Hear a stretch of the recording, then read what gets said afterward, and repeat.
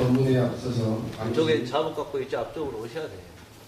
이쪽으로 자리를 정리 좀 하고 그래야 잘 들을 수 있습니다.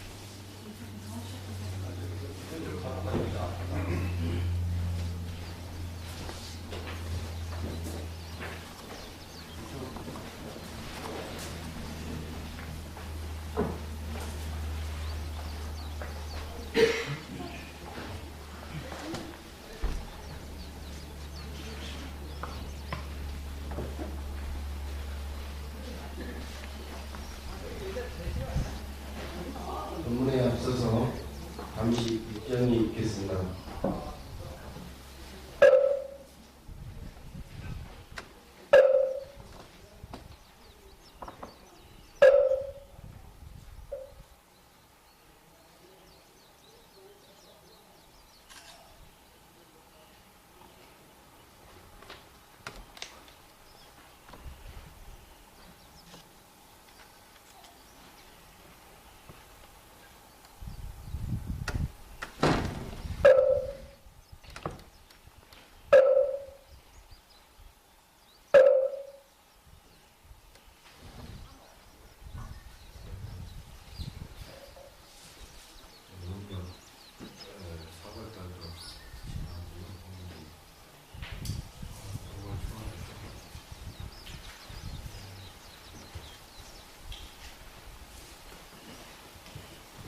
최근 제주시에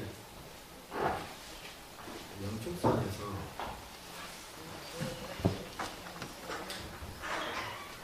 설법을 많이 하셨죠. 청백대중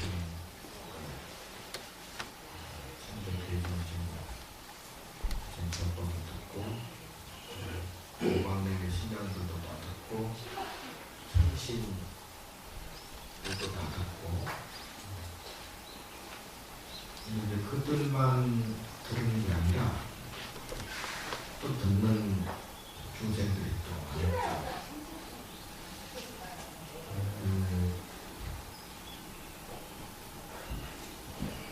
그 경허스님 상자 중에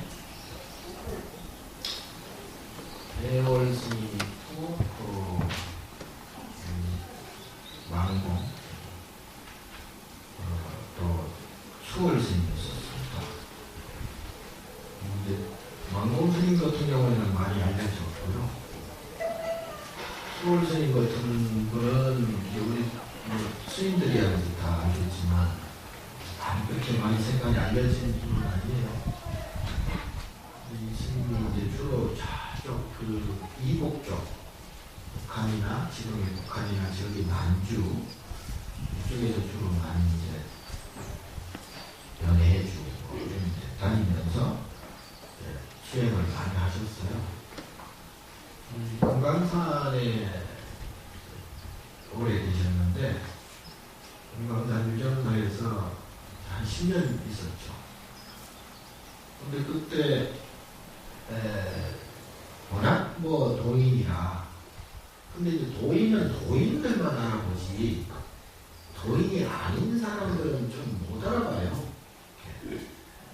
그러니까 옆에 관세음보살이나 문殊보살이나 이런 뭐 보살들이 옆에 있어도 우리는 못 알아보잖아요. 아라함도 마찬가지고 잘 못 알아보죠. 자기 분상에서 이렇게 보니까 그러니까 부처 눈에는 부처만 보이고 돼지 눈에는 돼지가 보이듯이 우리는 보통 보면 그 생각하는 것도 자기 생각으로 모든 것을 생각하고요. 자기 눈으로 모든 것을 보죠. 그래서 그 이상이 있게 생각하거나 그 이상 볼 수 있는 그런 능력들이 없습니다. 자기 마음속에 미움이 많은 그런 미움의 성정이 많은 중생분들은 어떻하면 사람을 미워하고 또 막 이렇게 전투력이 강한 그런 성정이 많은 분들은 어떻하면 사람들하고 시비하려고 하고 그러죠. 모두 자기 분상에서 일어나는 일들이죠. 근데 어쨌거나 그 대중들도 그 스님이 도인인지 잘 몰랐어요. 하루는 그 후원에서 부엌이죠. 옛날에 가마솥이 크잖아요. 가마솥이 가마솥이 이제 뚜껑도 그 녹쇠로 만들어가지고 얼마나 크고 무거웠겠어요. 근데 이제 저도 어릴 때 그 밥할 때 많이 경험을 했지만 그 뚜껑 닫을 때 잘못 닫아서 그 소리가 나면 엄청 커요. 근데 어느 날 행자가 밥을 공양을 짓다가 그 뚜껑을 놓쳤는가 봐. 그러니까 그 뚜껑을 딱 놓치니까 그게 떨어지면서 나는 소리가 어마어마하게 전이 떠나갈 듯한 그런 소리가 났겠죠. 한 방에서 이게 이제 좌선 중이던 수월 스님께서 순간적으로 도인들은 왜 도인이냐 하면 어떤 상황에서도 이게 감정이나 마음이 흔들리지 않습니다. 놀라지 않죠. 어떠한 일이 벌어지더라도 거기에 대해서 이렇게 분심이 안 나요. 마음이 항상 이렇게 평정이 되어 있기 때문에 왜냐하면 자기가 보는 그 분상에서는 모두가 편안하거든. 부처님에는 부처가 보이듯이 자기 마음으로 이렇게 보면 자기가 마음이 편하면 모두가 편해 보여요. 불편한 건 당사자들이지. 보는 사람 입장에서는 그게 의련히 그냥 일어날 수 있는 인연의 과보다 그렇게 생각하니까 안 편할 수가 없는 거예요. 그게 이제 도인의 어떤 척도라고 볼 수가 있는데 수월 스님은 그 소리를 듣고도 이제 안 놀랬는데 평소에는 순간적으로 잠깐 이제 그 분심이 일어나는 것 같아요. 순간적으로. 뭐 보통 옆에서 보기에는 못 느끼죠. 근데 그 미세한 그 자기 마음이 살짝 흔들렸는데 그 틈에 호복신중이라고 있죠. 그러니까 우리 도량 같으면 도량을 지키는 여러분들은 안 보일 거예요. 왜냐하면 호복신장을 볼 수 있는 그런 안목이나 그런 그 해안들이 없기 때문에 호복신장이 있는지 없는지도 없고 상상도 못하겠지. 근데 이제 엄연히 이제 이런 도량 내외에 안위제신들은 다 있어요. 그 호복신장이 탁 나타난 거예요. 스님, 저를 꾹꾹하면서 큰 스님, 제가 스님이 여기 오신 지가 벌써 10년이 됐는데 그동안 한 번도 못 봤습니다. 그러나 오늘 드디어 스님을 뵙게 돼서 정말 참 영광입니다. 그걸 딱 보니까 이 수월 스님이 무한한 거지. 예? 그 신장을 보고 무색해진 거예요. 자기가 마음이 흔들렸구나. 순간적으로나마. 그러니까 그 틈새를 놓치지 않고 이 신장이 다 나타났다. 그러니까 이 수월 스님의 신장의 눈으로는 우리 중생의 눈으로는 그 수월 스님의 몸뚱아리 형상만 보이는 것이고 그분의 어떤 그런 도력은 우리가 못 보겠죠. 근데 이제 이 신장은 그 도력은 아는데 이 몸뚱아리는 안 보이는 거예요. 그게 또 이 도인들의 특징이라. 신통이죠, 그런 것들이. 그러니까 이제 이 호복 신장이 평소에는 이제 그 스님의 어떤 도력은 늘 느꼈지만 그 스님의 모습은 못 봤는데 순간적으로 그냥 이 스님이 분심을 딱 일으키니까 그 순간에 그냥 그 수월 스님이 보였다는 거죠. 그리고 그 소리를 듣자마자 수월 스님이 무안해서 일어서서 수월 하면서 이제 좀 약간 우리 말로 보면 이제 창피한 거지. 그렇게 다시 몸을 감췄다는 그런 얘기가 있어요. 자, 이 수월 스님의 그 당신이 말씀하신 내용이 있습니다. 뭐냐면 내가 이 세상에 태어난 도인들은 또 어떻게 특징이 뭐가 있냐면 그 자기 자기의 전생을 볼 수 있는 거죠. 그걸 숙명통이라고 그러는데 전생에 자기가 뭘 했다는 게 다 보여요. 근데 이 수월 스님이 본인의 지금까지 본인이 지금 사마세계에 와서 이렇게 도가 현성을 한 데까지의 그 과정이 있는데 그 최초의 과정이 어떤 거냐면 영축산에서 성가모니 부처님께서 설법을 하실 때 그때 사람으로 들은 것도 아니고 짐승 동물 짐승으로 들은 것도 아니고 천신으로 들은 것도 아니고 그때 뭘로 있었느냐? 자벌레로 있었다.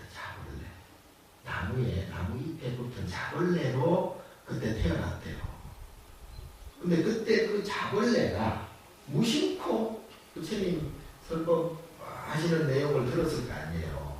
뭐 들었는지 안 들었는지 어쨌든지 간에 그 자벌레가 영축산에서 우연하게도 부처님의 설법을 듣는 자리에 나뭇잎에 붙어서 부처님의 그 법문을 들었다. 그 인연 공덕으로 이 사바세계에 태어나서 당신이 현성하는 계기가 되었다. 그렇게 말씀을 하신 적이 있어요. 왜 이런 말씀을 드리냐면 저나 여러분들이나 솔직히 깨달음이 뭔지 부처의 진면목이 뭔지 진공 묘유가 뭔지 잘 모를 거예요. 그냥 무턱대고 저기 와서 절하니까 그냥 복 받겠지, 기도하니까 뭔가 뭐 이루어지겠지, 이런 마음으로 이제 오시는 분들이 대다수일 겁니다. 저도 마찬가지예요. 저도 이런 소임 맞고 이렇게 생활하는 데는 이렇게 하면 뭔가 깨달은 걸 구하는데 조금 도움이 되겠지라는 그러한 이제 마음에서 이렇게 살고 있는데 저나 여러분들이나 아마도 이제 그런 마음일진데 금방 말씀드린 그 자벌레와 수월 스님의 그 전생담을 놓고 보면 부처님의 진리는 우리가 조금 모를지라도 이렇게 법당에 와서 기도하고 정성 드리고 보시하고 복 짓고 이런 공덕으로 언젠가는 깨침에 많이 오지 않을까, 그런 이제 바램과 또 결혼을 생각해서 제가 이제 이런 말씀을 드리는 거예요. 그래서 조금 더 나가면 이제 우리 신도분들이 기도할 때 금방 말씀드린 그런 바램으로 기도하는 것까지는 뭐 나무랄 수는 없으나 조금 더 발전시킨다면 아마도 그 자벌레는 수월스님 자벌레로 계실 때 그때의 자벌레의 마음은 이것도 저것도 아니었을 거예요. 뭐 바램이 크게 있거나 그야말로 무심코 아마 법문을 들었을 거예요. 부처님의 법문을. 근데 우리가 보통 마음이 이렇게 꽉 욕심이 차 있으면 법문이고 뭐고 들어오질 않아요. 지금 당장 내가 원하고 있는 것이 이루어지기를 바랄 뿐이지, 부처님이 옆에 와서 그렇게 귀에다 속삭인다 해도 안 들어와요. 안 들어와. 그러니까 욕심이 있으면 진리의 문이 열리지 않아요. 그래서 기도를 할 때는 항상 마음을 비운 상태에서 하는 것이 가장 좋습니다. 잡념을 없애고 그리고 몸을 정갈히 해서 항상 바른 생각과 바른 자세로 그렇게 기도하는 것이 가장 좋습니다. 기도하는 중간에도 어떤 욕심이 들어가 있거나 또 어떤 막 화가 난 상태에서 그렇게 기도하면 그것은 올바른 기도가 아니죠. 그리고 기도에 소위 그 속된 말로 기도빨이 없어요. 그럴 때는 항상 마음을 차분히 해서 더 이상의 어떤 바램이나 욕심이나 그런 근심이 없는 상태에서 기도하는 게 가장 좋고요. 그리고 이제 육바라밀이 이제 기도의 표본이잖아요. 그러니까 기도할 때는 일단 이제 보시 정신이 들어가야 됩니다. 그래서 우리가 불공한다 그러잖아요. 불공할 때는 반드시 거기에 이제 공양물이 들어가죠. 공양물. 그것도 일종의 보시예요. 또 불장 놓는 것도 보시고. 이제 이 보시가 들어가야 되고, 기도하는 방법을 제가 알려 드리는 거예요. 그 다음에 지게가 들어가요. 지게. 그러니까 지게는 계율을 잘 지키는 거예요. 아니, 기도한다는 사람이 막 그냥 뭐 살생해버리고, 도둑질하고, 뭐 음행하고, 이래버리면 되겠어요? 안 되잖아요. 기본적으로 기도에 있어서는 계율을 잘 지키는 것이 기본입니다. 예. 그리고 남 욕하는 것도 좀 삼가하고, 인상 찡그리는 것도 좀 삼가하고, 아무튼 모든 것을 원만히 이렇게 한 다음에 하는 것이 기도의 그 원칙이고 기본이에요. 그래서 계율을 지켜야 되고, 그 다음에 인욕행을 해야 돼요. 어떤 상황이든지 참아야 됩니다. 옛날에 우리 그 할머니들 보면, 예를 들어서 뭐 며칠 후에 절에서 어떤 법회가 있다, 기도 입제가 있다, 기도 회양이 있다, 이러면 며칠 전부터 웬만한 일에는 짜증을 안 내요. 화를 안 내요. 그래서 나도 참 그걸 굉장히 이용을 많이 해먹었는데, 예. 그때 이제 짜증을 안 낸다는 것을 아니까, 예? 잔소리 안 한다는 걸 아니까, 뭐 용돈을 더 달라 한다든가, 뭘 사고 싶어 한다든가, 이런 거를 굉장히 요구한 적이 있습니다. 어쨌든, 그런 옛날 할머니들이 그런 계율을 잘 지키면서 그런 바람일 행을 많이 했어요. 잘 했어요. 그런데 요즘 신도분들은 그게 좀 약해요. 예? 절에 가는 건 절에 가는 것이고, 기도 불공하는 건 기도 불공하는 것이고, 내가 지금 욕하고 싸우고 뒤지고 먹고 하는 건 또 그것대로 하고, 이게 이러면 기도가 안 되잖아요. 기도빨이 안 붙어요. 그러니까 꼭 그 기도를 제대로 하려면 보시가 따라야 되고요. 그 다음에 이제 계율을 잘 지키고, 그 다음에 참아야 돼요. 웬만한 일은 참아야 됩니다. 그게 기도, 그 자체가 기도예요. 그 다음에 이게 한 번으로 끝나서는 안 돼요. 네? 우리가 한 달에 식제일이라고 있어요, 원래. 최소한 한 달에 10번은 기도를 해야 된다. 그래서 식제일을 만들어 놨어요. 근데 요즘은 식제일을 다 하기는 좀 그렇고, 적어도 초하루 보름 정도. 그리고 절에서 각종 어떤 딜제라든가 회양이라든가 또는 큰 법회라든가 이런 데는 반드시 참여하는 거예요. 그게 정진이에요. 정진. 정진은 입제와 그리고 회양이 반드시 있어야 그게 정진이 돼요. 덧대고 그냥 기도하고 덧대고만 앉아 정하고 이래가지고는 기도빨이 망각이 돼요. 그래서 제대로 기도를 하시려면 반드시 입제를 해야 되고, 거기에 따른 회양이 돼야 돼요. 예를 들어 100일 기도를 입제를 했다. 그러면 100일 동안 보시해야 되고, 지게 계율을 지켜야 돼요. 그리고 참아야 됩니다. 여기에서 하나라도 빠져버리면 그 회양이 안 돼요. 다시 시작해야 돼요, 원래는.